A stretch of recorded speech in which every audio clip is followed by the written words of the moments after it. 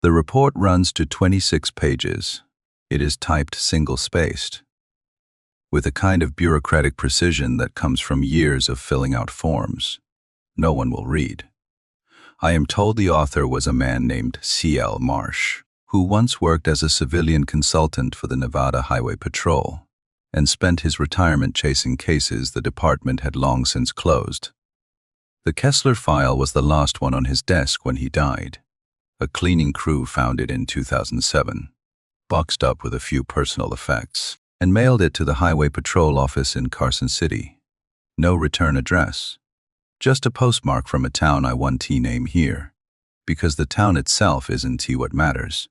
What matters is what happened about 40 miles outside it, on a stretch of us, 50 they call the loneliest road in America, in the summer of 1987.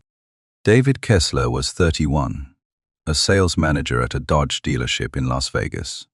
His wife Ellen was 28, a third-grade teacher at a public elementary school. They had been married for 4 days when they left Vegas in a rented sedan, heading toward Lake Tahoe for a honeymoon they had saved for and planned for and talked about for months.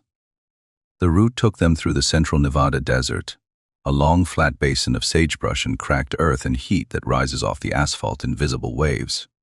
There are stretches of us, 50, where you can drive for an hour without seeing another car. And that is not exaggeration, but road sign fact. Their fuel gauge had been acting up since BT. David told Ellen. It was probably a loose wire. He had checked the needle against the mileage and figured they could make it to the next station with room to spare. Sometime around 2 in the afternoon, the engine coughed and died. They coasted to a stop on the shoulder.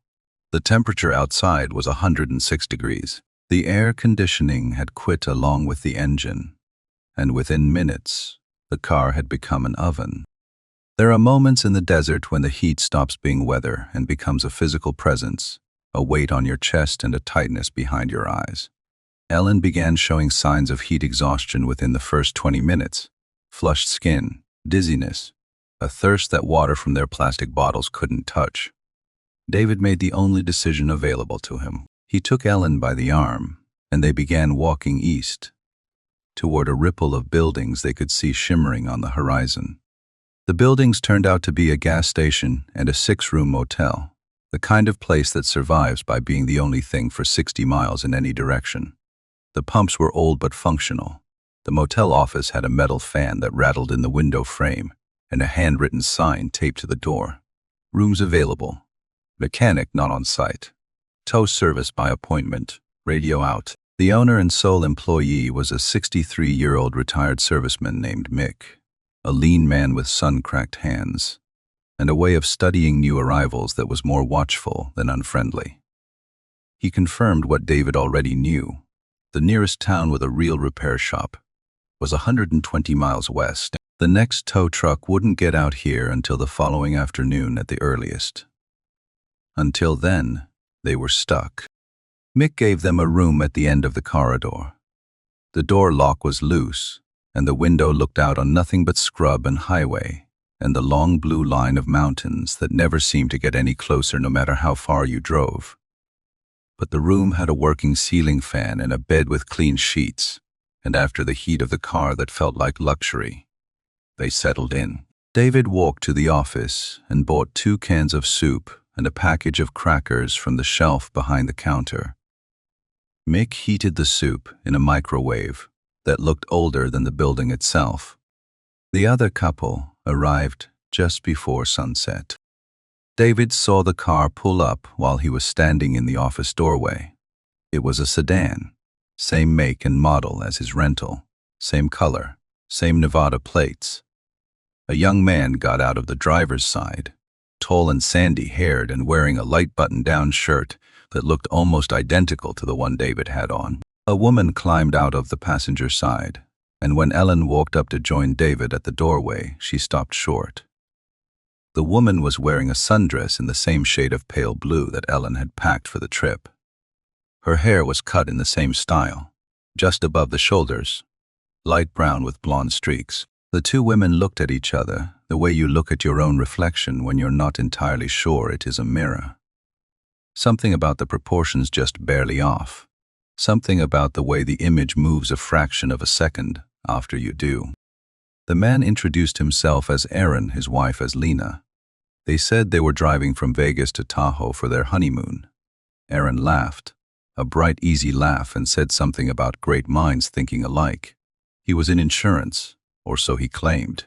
Lena worked in a dental office. Neither of these details would later check out. Mick, who had come out to see what the commotion was about, watched the four of them standing together in the parking lot. Later, in his statement to the responding officer, he would say, "It was like looking at two copies of the same photograph, but one of them had been left in the sun too long. You couldn't put your finger on what was wrong. But something was." He asked if he should open another room. Aaron said yes, and the two couples agreed to eat dinner together in the motel's small dining area.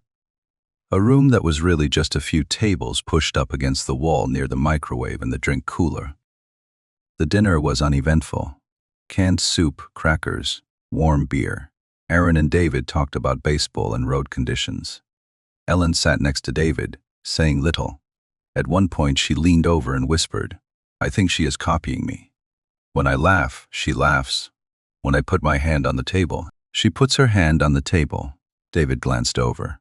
Lena was sitting across from Aaron, her hands folded neatly in her lap, facing forward with a polite smile. "You're tired," David whispered back. "She just looks a little like you. That is all." Ellen nodded, but she did not look convinced. During a lull in the conversation, David noticed Aaron's wedding band glinting under the fluorescent light. On impulse, he held up his own left hand and asked to see Aaron's, curious how similar they might be. Like the cars, like the clothes. Aaron hesitated, then extended his hand. The ring was the same width, the same shade of gold, but when David leaned in to read the inscription on the inside of the band, Lena pulled her hand back sharply and tucked it under the table. "Fingers are swollen," she said. The heat. David thought nothing of it. He told himself she was shy, that the day had been long, that he was being too friendly too fast with strangers. Mick came over to clear the plates. In his official statement, he noted that the two women were both holding their cups in their left hands, both tapping the same finger against the rim in the same rhythm. "Made me notice," he said. "But I figured people pick up each other's habits, nerves, nothing to it." He did not mention the other thing until later, during the second round of questioning, when the officer asked him to describe Lena's face. Mick paused for a long time before answering. "I didn't like her smile," he said finally. "The teeth were wrong. I couldn't tell you how, just wrong, and the way she looked at you when she smiled. It reminded me of a bird. One of those big desert birds. The way they tip their heads down and look at you from the side before they—" He stopped. "Forget it. I was tired. I live alone, you know. You start seeing things."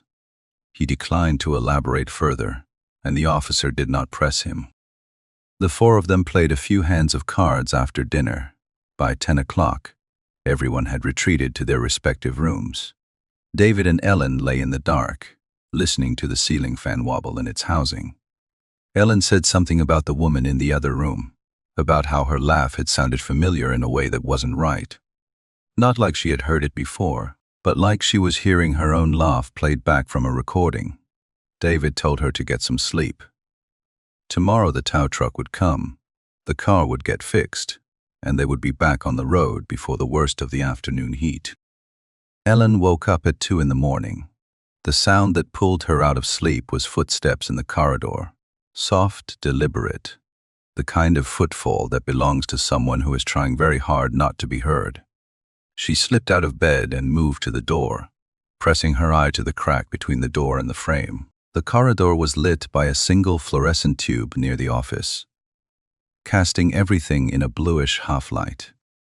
Lena was standing at the far end of the hall. Her body was facing the wall. Her head was turned toward the Kesslers' door, rotated far enough that her chin was nearly over her shoulder. The muscles in her neck pulled into ridges that didn't look right, that looked like skin folding over something with too many joints. She was perfectly still. She was listening. Ellen backed away from the door and shook David awake. By the time he got to the window and pulled back the curtain, the corridor was empty. A flashlight beam swept across the parking lot. Mick, making his nightly rounds. David watched the light bob and fade toward the gas pumps. Then let the curtain fall. "Mick's out there doing his check," he said. "There is nobody in the hall. You had a nightmare. It is the heat. It is the weird place. It is the cold medicine you took before bed." Ellen had taken 2 capsules from a bottle she'd packed in her overnight bag, a standard decongestant, the kind that lists hallucinations and sleep disturbances among its possible side effects. She had a history of stress-induced sleep problems. During the week before the wedding, she had woken twice convinced there was a figure standing at the foot of the bed. Both times, there was nothing there. David was not being dismissive. He was applying the most reasonable explanation to the available evidence. Any husband with the same information would have done the same. He kissed Ellen's forehead and told her to try to rest. The tow truck would be here soon. Everything would be fine. It is important to understand, at this point in the narrative, why neither of them considered leaving. The car was dead. The nearest habitation of any kind was 30 miles behind them, and the next was almost 100 miles ahead. The radio in Mick's office had been broken for 2 months, and the payphone outside the station had no dial tone. Mick said the line had been down since spring, and the phone company hadn't bothered to send anyone out. Walking away meant walking into a desert that would kill an unprepared person in a matter of hours. Staying meant discomfort, strangeness, a long wait in oppressive heat. It was not a hard choice. It was the only choice that any reasonable person would make. The tow truck arrived the next morning, right around 9. The driver was a heavy-set man with a sunburned neck and a truck that could only fit 1 passenger in the cab. He assessed the situation quickly. Both cars had problems. Both needed parts that weren't available on site, and he could only ferry 1 person at a time to the shop in the next town. Aaron volunteered to go with David. They would ride together, get the parts, and be back by early afternoon. Lena would stay behind with Ellen. David pulled Ellen aside before he left. He could see the fear on her face, the way her eyes kept drifting toward the motel corridor, toward the women's bathroom, toward the spot where she had seen Lena standing in the dark. He put his hands on her shoulders. "If you really think something's wrong with that woman, I'll be back in a couple of hours. Until then, you stay in the dining room with Mick. Don't go anywhere alone. He is a veteran. He keeps a handgun in the drawer behind the counter.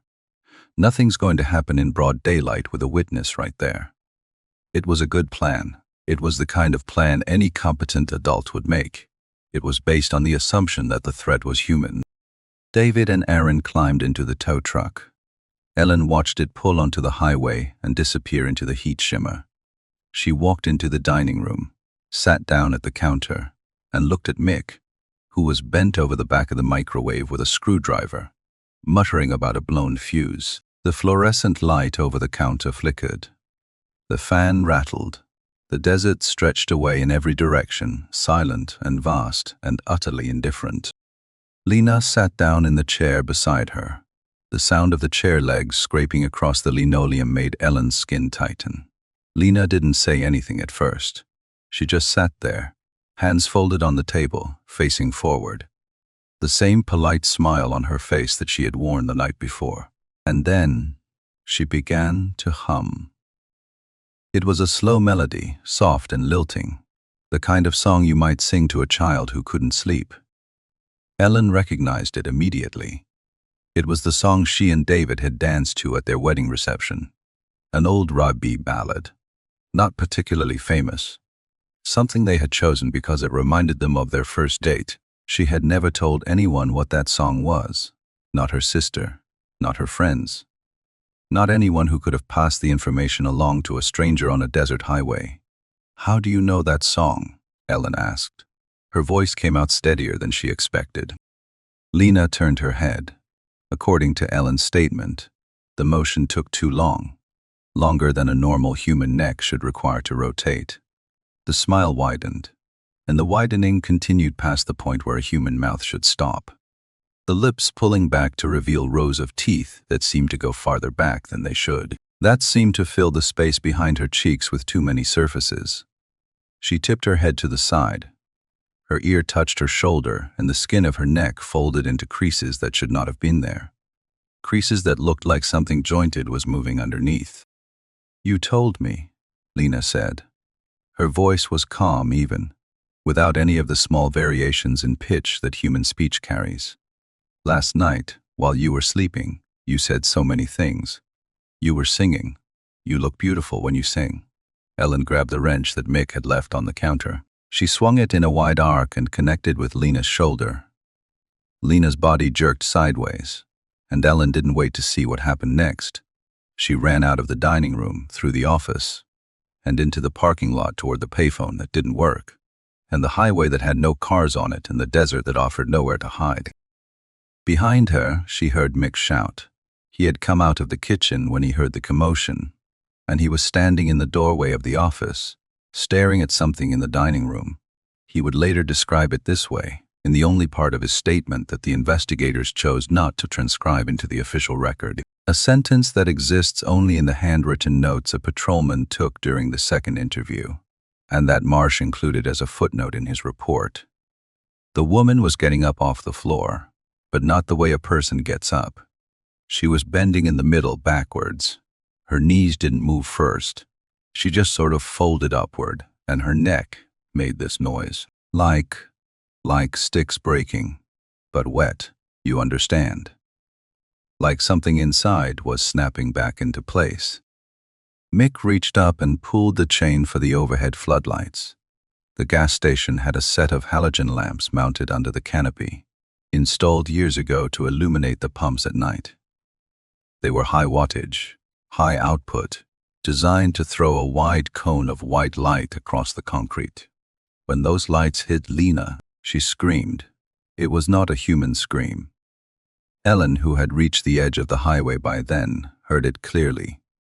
A high, thin, keening sound like a bird caught in a trap.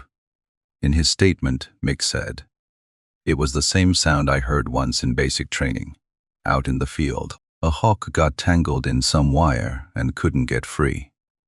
I never forgot that sound, and now I've heard it twice." Lena stumbled backward, away from the light, crashed into one of the dining room chairs, and then turned and fled. She went out the back door of the office and into the desert. And according to Mick, she did not run so much as she seemed to pour herself across the ground, moving with a speed and a fluidity that didn't match the shape of her body, as if the shape were just a suggestion she had momentarily stopped following. Within seconds she was gone, swallowed by the scrub and the heat haze. Mick found Ellen near the highway shoulder, shaking, still holding the wrench. He brought her inside and locked the doors. They waited. 2 hours later, the tow truck returned. David was sitting in the passenger seat. Aaron was not with him. When the driver was asked about this later, in an independent statement Marsh obtained from the patrol office, he said, "We stopped to take a leak middle of nowhere, about 20 miles back.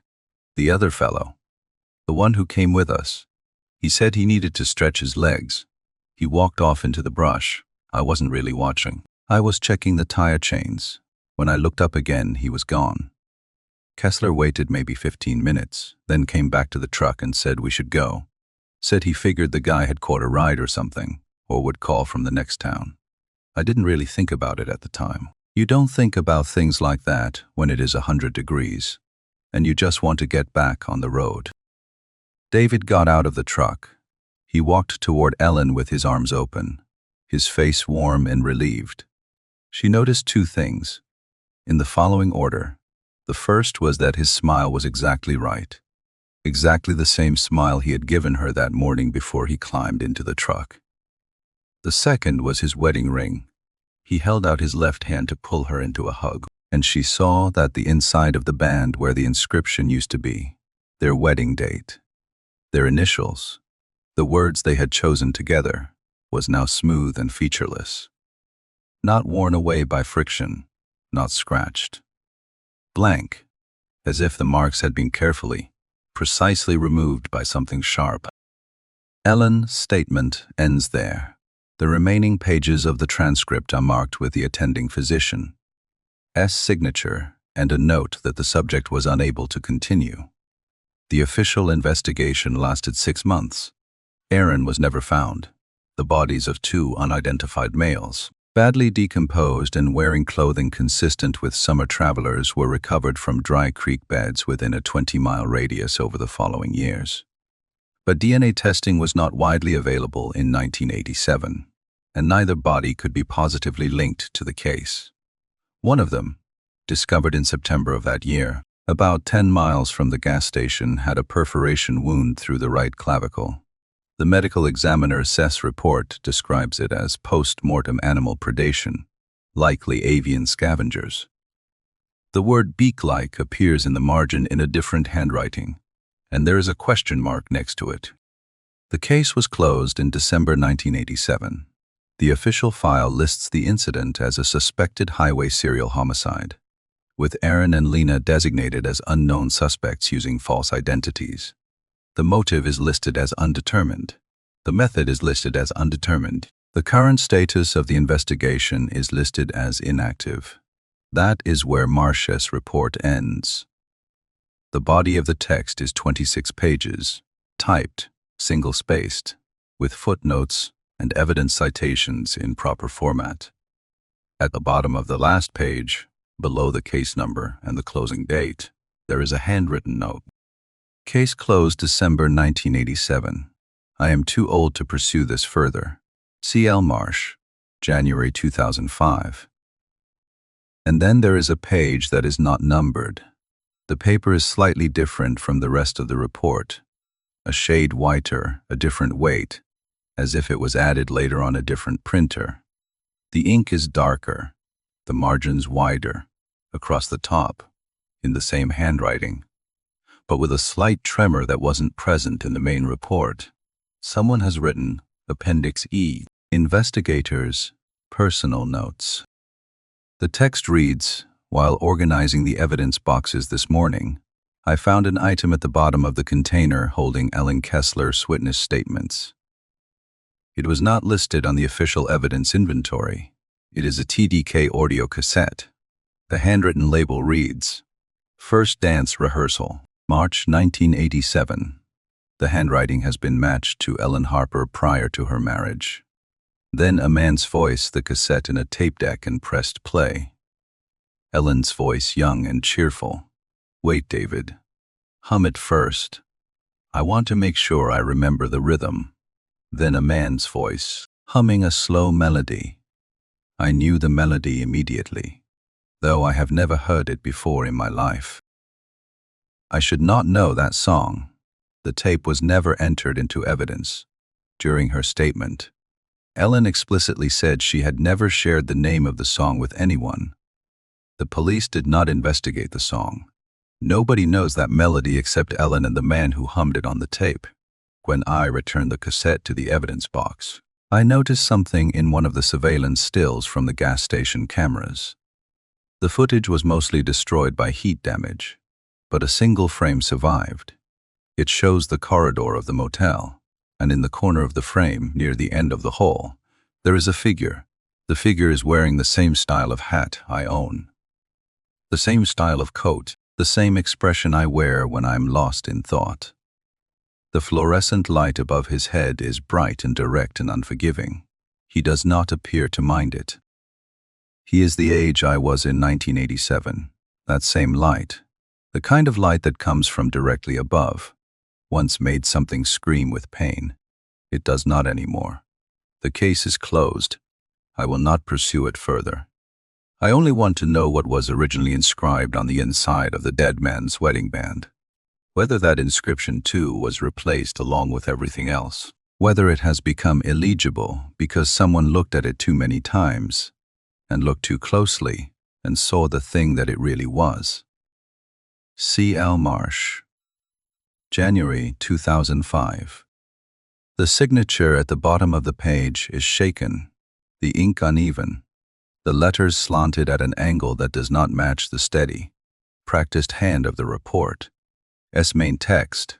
No handwriting analysis was ever performed, because the appendix was not part of the official record when it was discovered in March. This effects. The cleaning worker who found the files in 2007 noted that the box also contained an old tan trench coat, size medium, folded neatly at the bottom beneath the papers.